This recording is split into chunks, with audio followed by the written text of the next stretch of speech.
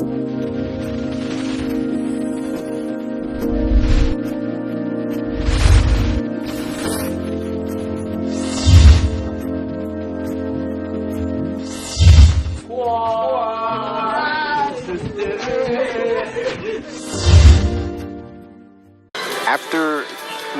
Crescent took like 30-40%, we never saw Cloud land again or being able to land another hit, and he just went from 40 to 50, 60, 100, and then got stuffed out by that back air.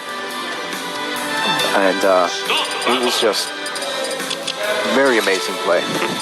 That it was. All right, we got MINTOS stepping up to the plate versus Tony Guava.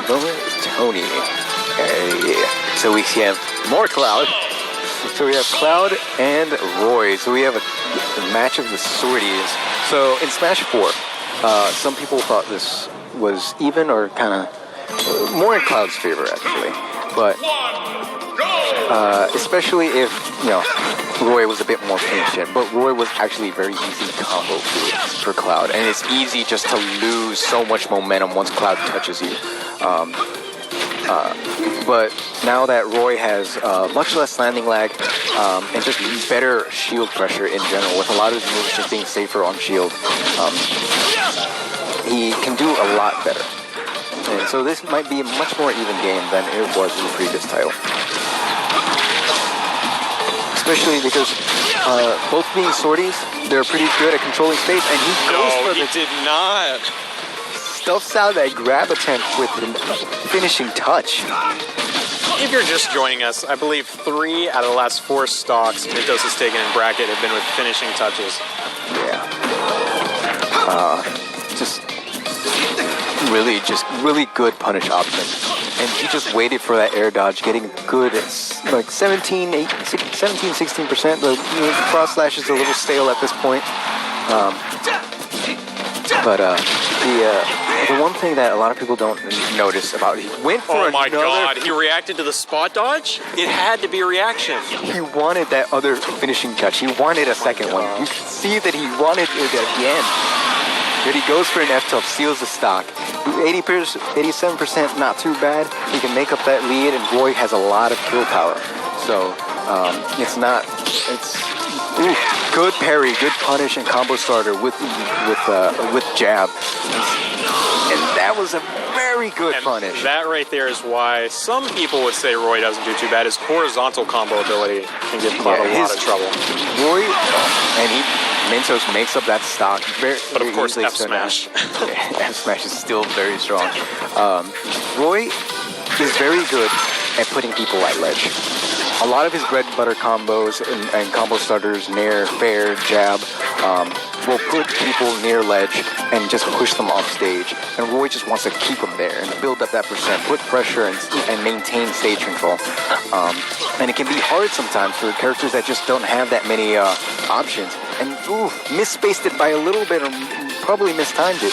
But that would have done a lot of damage and potentially might have killed because Blazer's really strong. Well, let's fair play. But push him off stage goes. It was a little risky because Cloud still has his jump. You usually don't want to go too far when your opponent has a jump. It's not going to kill yet. Wake up cross slash. Yeah, very good. Oh my gosh, he went out there. Yeah. Now it's getting to last hit situations, and they're both on their final stock. Cloud's spacing out with both of them actually spacing out with their aerials. Catches the normal get up with a tag cancel F tilt. So attack cancel is just phenomenal for Roy. And I feel like for Roy, it replaces his dash attack. Because it drifts really far, especially when you attack cancel it, it causes the F tilt to drift really far, and it comes out frame 8.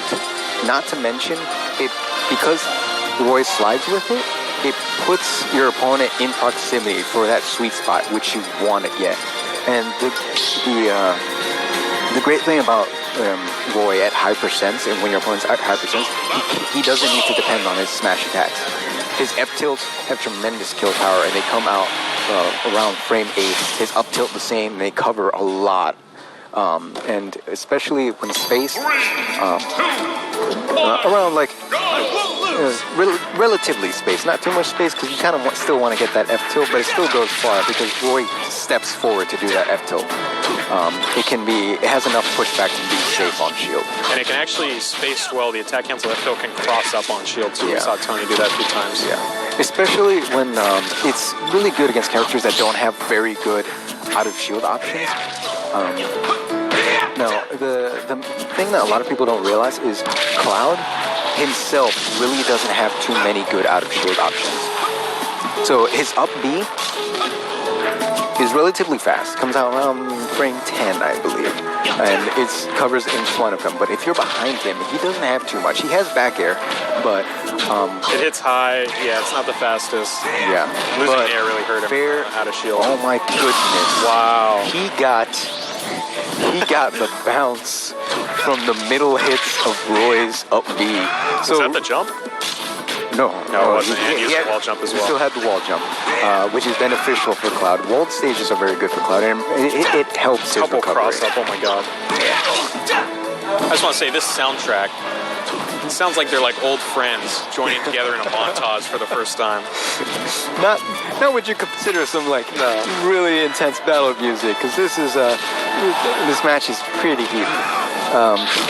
We're trying to catch the get up with Limit Cross Slash, but not there yet. Catches that up B recovery with Flare Blade. That's basically Tony's finishing touch right and there. that Flare Blade probably would have killed even 20% earlier with how much that was charged. See. So, great coverage, whether that killed or not, that would have been the stock. Tony being an entire stock ahead is great for him. Now, he doesn't have to rush in or just, he can play it pretty safe right now. And Mentos has to try and make up this lead. Well, and neither player wants to get touched by the other because both have very good combo games. And Roy, very good at just comboing in general, and catches that great option. Catches that up B with counter. And just Cloud not being able to snap. If you go way too high and get touched by that counter, and you're not within the sweet spot, you're gonna get hit. And it's one of the main weaknesses that Cloud has that some people don't take advantage of. Is putting Cloud off stage and punishing that up B, especially when they go low. Because usually they are trying to sweet spot it and go. That way they don't have a lot of hang time before they snap to ledge.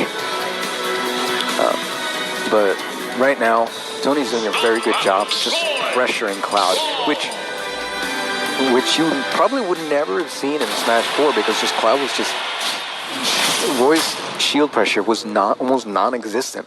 It was much more move around, bait and punish. Yeah. And just grabs being worse in general help Roy's shield pressure game so much. But we see Mentos just switching to Crom. So I have not seen his Crom yet, have you? No, I have not. This is the first time I'm seeing it. Both these characters relatively similar. They have the same attributes and frame data on all their moves. I love the jab.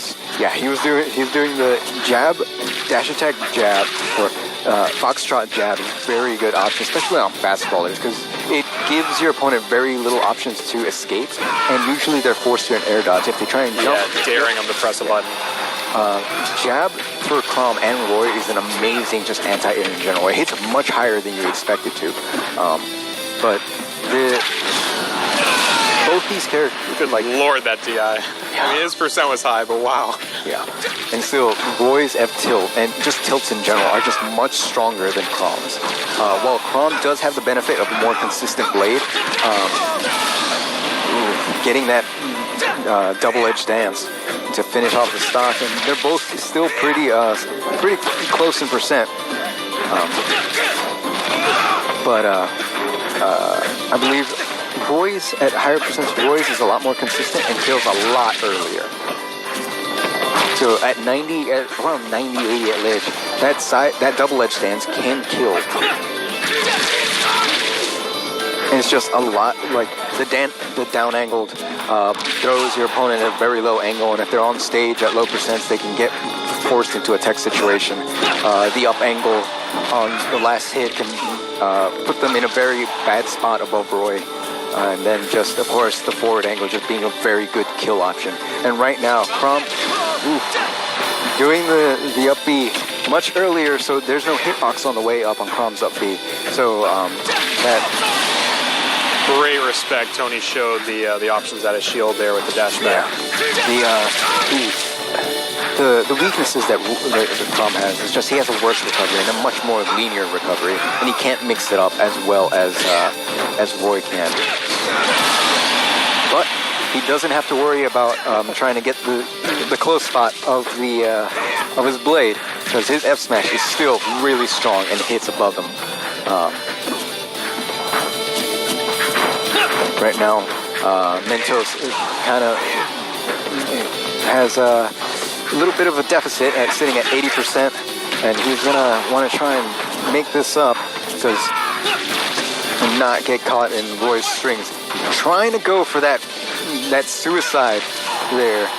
Yeah, from everything we've seen today, that seems like him. Yeah, it would be a good way to end the stock, really. But it's also very, very risky. Catching that tech roll, gets the counter. Does he still have a jump? No! He went. What? Wait. It went into an... All right, Tony Guava moving on. No, I'm just gonna... So, I don't know that... So, I was actually unaware it could go to sudden death from the up B. Because I actually saw a quote. Yeah, I don't know how we're treating same stock goes.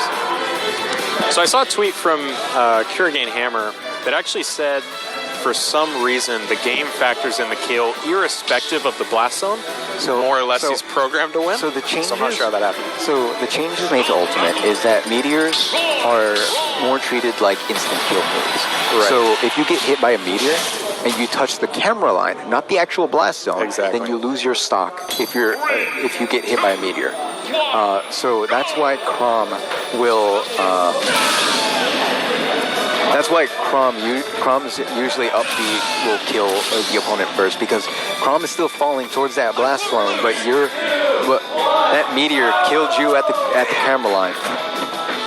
But it is the first time. I wonder if that is dependent on the stage, because I know the bottom blast zone on this stage is probably really low and not that far off from the camera line. So that you're probably right. I couldn't tell you. I only know Smash 4 for that. Yeah. But right now, oh my gosh, he went much higher. Yeah. Nice. Wow. That was very, very forward good. Throw, attack cancel, left tilt. MINTOS demands the handshake from Tony. Yeah, attack canceling F tilt is just such a good option. Especially for like tech situations, and Roy is just very good at tech chases. Yeah. I haven't seen too much from Crom, but I believe Crom has also similar tech chase situations. But because his stuff does a bit more knockback, it might not. But them being almost the same character he probably has the same stuff. Just Roy's F-tilt being a lot stronger, he benefits it from more. Benefits it from it more. All right, so it looks like we got Kurgus this time, Diet Soda, and of course Tony Guava staying in his seat. I don't actually know if he goes by Guava anymore. Maybe it's just Tony. He still does good by Tony Guava, but now we have Roy and Cloud again. This matchup looks familiar. So, we saw before, Roy, because he has so much shield pressure options now, very fast, relatively safe moves on shield.